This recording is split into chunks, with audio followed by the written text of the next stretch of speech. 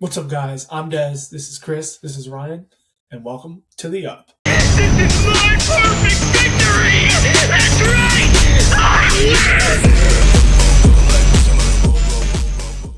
Yeah.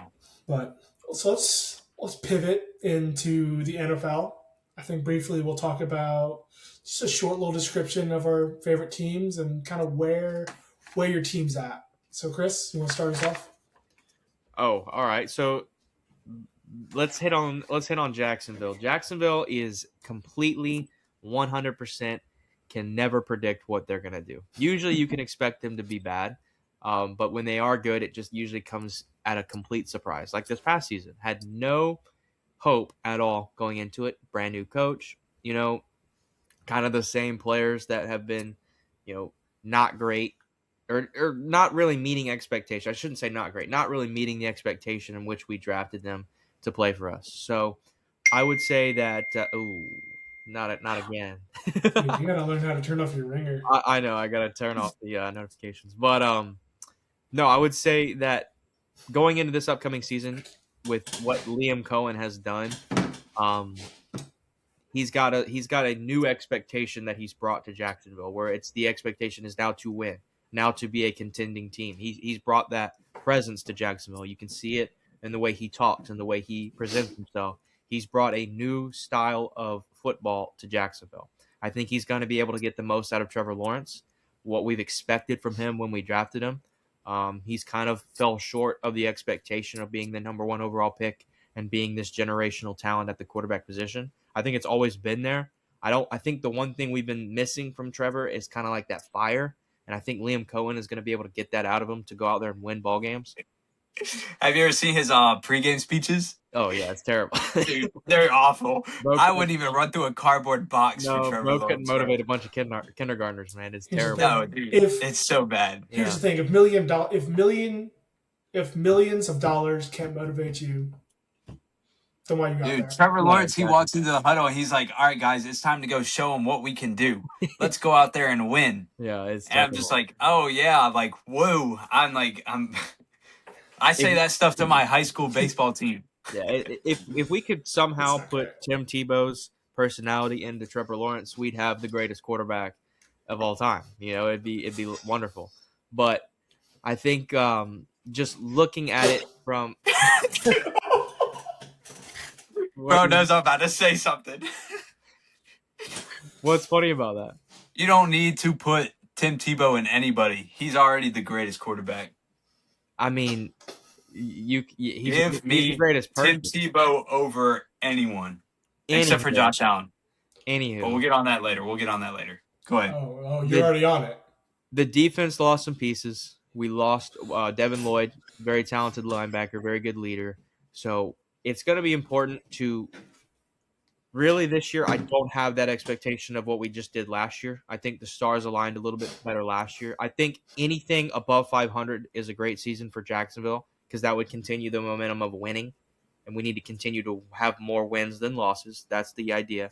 If we can win, stack up what we plan on doing, which is capital going into the next year, where I believe is going to be one of the more talented draft classes that we've seen, get some important pieces within the next year's draft, and allow that to help us move forward to the championship roster, championship caliber team that I believe that we can be. As of right now, I think we've got a good base, and I hope that we continue to build with proper coaching, just seeing less turnovers, less mistakes, moving to more of an efficient, solid franchise and team. And like I said, anything above 500 this year, I'll be happy with moving forward. If we get the right capital going into next year, I think Jacksonville's moving in the right direction. But overall, I would say the expectation is going to be somewhere around the 10-7 to 9-8 range for Jacksonville. Would love for them to exceed that, but I think that's about where we can expect them going into next year. Sounds good. I do like Jacksonville. I think I was very, very impressed on how Liam Cohen came out his first year, embraced the city, embraced the challenge.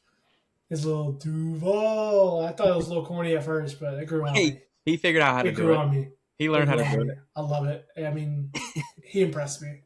He took a team that I think had the talent and had that potential, and he opened it up. And I mean, sometimes all it takes is a good coach. Realistically, I think he overachieved 100%. I Yeah, don't think that roster, if you look at other rosters in the league, yeah, to do what he did with that roster was you don't beyond think impressive, that? Yeah, especially with Brian Thomas taking a step back from his rookie season to his sophomore season.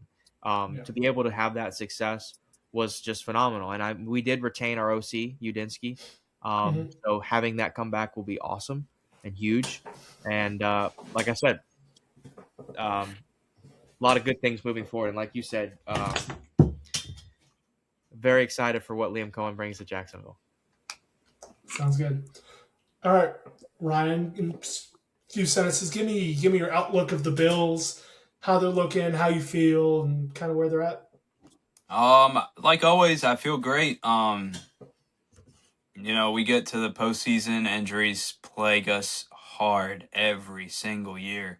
But I do have faith we stay healthy. We are right there with the top three teams in the league. I'm big on the DJ Moore signing. I think he's gonna have a breakout year. He's kind of stepped back since joining the Bears, but that's a loaded wide receiver room that they got there, so that's kind of expected. But I think coming into Buffalo, you have an experienced quarterback, someone that knows how to get you the ball. It'll be very interesting to see how that plays out. I love the way the football team is going. I feel bad for Sean McDermott. I loved him. Did not think it was his time to go, but obviously with the last 4 or 5 years and the outcomes that we've had, it was time to do something. So excited to see what Joe Brady brings to this offense. A little worried about the defense. McDermott was a defensive-minded coach, so that played to our strengths because we were pretty solid defensively. So hoping that Joe Brady can keep that defense going strong. But everything's just going to come down to staying healthy on that long stretch of that season. That season's long, and it wears on you. And when you need those players the most, that's when they get hurt. So, but a couple free agent signings, not something crazy, limited on cap space, per usual. But I don't expect us to start signing people until like week 9, whenever we get all the injuries and stuff. That's normally how it goes. Normally, it's players with previous history on the Bills because we can't can't go out and get somebody that hasn't played for us. Yeah, I cannot wait for week 9 to come around. You guys are hurt, and you go get Cole Beasley off the couch. Oh, Bring him yep. back. Yeah, The Cole get Beasley some signing, the 38. Shaq Lawson signing, the Kira Elam signing, the Trey White signing. Those are all to come. Do you guys Jordan just have like a Poyer. retirement home pipeline or something? Yeah, basically. Jordan Poyer, if you're sitting on that couch right now, keep those cleats close. Because, Lord, that safety position is It's getting weak. open. Hey, you love It's Cole open. Bishop, don't you? Yeah, we have Cole Bishop. He stepped up huge this season. Struggled his first 4 games, but he really stepped in and made some plays down the stretch. But, Jordan Poyer, keep those cleats close. Micah Hyde? Yeah, Micah Hyde, bring them both back. Those were 2 names I never wanted to see leave. Who's one guy for the Bills you think is going to have a breakout year? Young guy. I said this last year. I'm gonna say it again, and I'm probably gonna bite my tongue saying it. But Keon Coleman, man, I really want to see that guy succeed. Dude, if it ain't happened yet, it ain't gonna happen. I really want to see it happen. He's been working with Stevie Johnson, really big name in the Buffalo town. So I'm hoping that 3rd year, you had a decent rookie year, you had promise, you hit that sophomore slump, happens to a lot of people. 3rd year is really where you earn your contract. That's when we got to see something. So if it ain't this year, it ain't happening. Wasn't the thing about him, like, his separation rate is like the worst in the NFL? Yes, he averages like maybe 1 yard of separation per pass. At least Our tight ends, our tight ends, both our tight ends were 1 and 2, I think, in that category, and then Khalil Shakir was third. But Khalil Shakir, dog. Can't wait to see him. I don't know. Keon Coleman just reminds me of a rotten tree. He's big and good for nothing. But anyways. Hey, Lee, that's what you brought DJ Moore in. Hopefully that takes some pressure off. You got to be good at a sport to have haters, bro. People don't hate the people that are bad.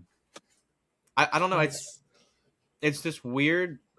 Like, you think that Buffalo would try to model themselves after the more successful teams and going to get more talent on their roster.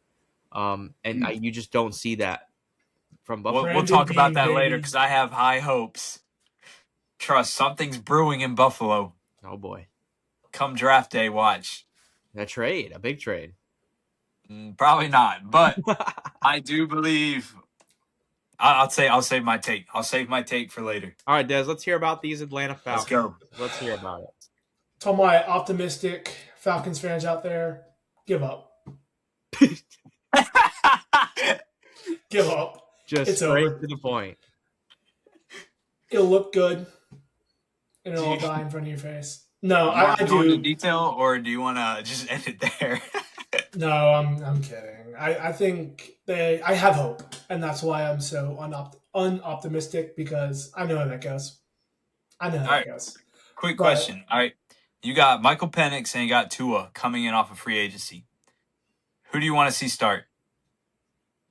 Who do you want to see start, and who do you think is going to give you the best odds to win? Well, Michael Penix is hurt, and I don't think he's going to recover as quickly as people think he is, so it's going to be Tua. I do think Tua has the pieces. We lost a really good offensive tackle in Caleb McGarry, so I think we need to replace that. But outside of that, I mean, we have solid receivers. There's gaps there. I think we have great running backs in Brian Robinson and the one and only Bijan Robinson. So there's an uptake, but it's like I'm not a big fan of Tua. I'm excited to see it. I just don't know what he's gonna do. I'm not a fan of Penix. Left-handed quarterbacks. Yeah, maybe it's just a bias. Don't even get me started. Left-handed quarterbacks, nope, can't do it. Hey, can't stand it. I think that once we got Michael Penix, it was kind of having another left-handed quarterback and a veteran. And we saw Tua. I think he kind of fit a style of Penix, which they're kind of shading towards. Tua's only there until Penix gets healthy. Not a fan, but that's just me. Defensively, I love our DC. Amazing. I love our defensive backs. I think we have the best safety core.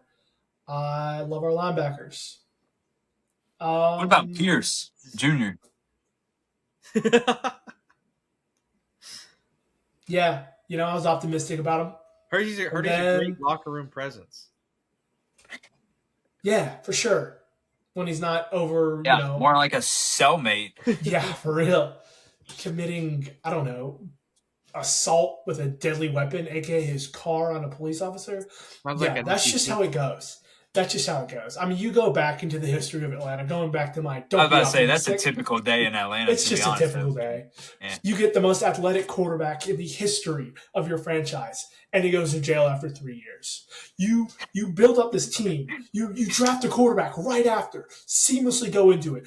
2 years later, you get an elite, one of the greatest wide receivers of all time, and you build that offense. And you crap the bed in 2014 versus San Francisco. I'm raging right now.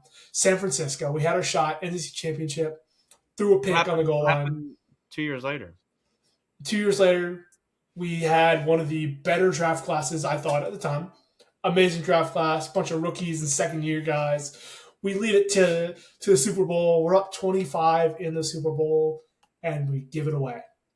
At least we've never brought that up to you before. We don't. Yeah, we do. No. For all of our viewers out there, we don't talk about that often. No. We keep that. That's traumatizing, and we really Why would we don't want to ever bring that up. Yeah. Because it's not really that funny to, bring up a team blowing a 25-point lead in the biggest game of the year. So, yep. I think the only thing worse is losing in the biggest game of the year 4 times in a row. But nonetheless, I'd love you guys to say that. I'd love y'all to say that you don't bring up 28-3 with your right hand to God. Say it. Exactly. There we go. But I would say I might do it when I hit it. But I think there's a lot of moving pieces on Atlanta, and this year is going to be another one of those middle of the pack, 7-10, 8-9 at best. It looked good at times, and it looked really bad. Do you think you'll be the worst in your division? No, we might win the division going 8-9. Thanks. I don't know. I think we saw one heck of a turnaround and spark from New Orleans to end the season last year. We did. As well as Carolina. Carolina found some sort of way to win games at the end of last year. I never worry about the Saints, but lately I've worried about Carolina. Dude, good. He does. And Bryce Young looks amazing when he plays us. Yeah, so, for some reason. Not much hope for us. We're going to be a middle-of-the-pack team, and we're going to kind of just hopefully build on this year. But as it seems like each year we look like we're going to build, and it just resets to the same. So I don't know. I wouldn't be surprised if Tua has a year sort of like, Sam Darnold has, Baker Mayfield has. You go to a different team and you change that. I'm not saying something crazy, but I wouldn't be surprised if Tua, can find 9 wins on that schedule, maybe 10. Does Tua play for all of those? Yeah, I was about to say, after game 3, he might not be able to find his keys the way his brand's going to be scrambled. I mean, if he's winning, you don't take him out. No, but I'm saying, let him ride. Do you think that he's going to be able to stay healthy for that amount of time?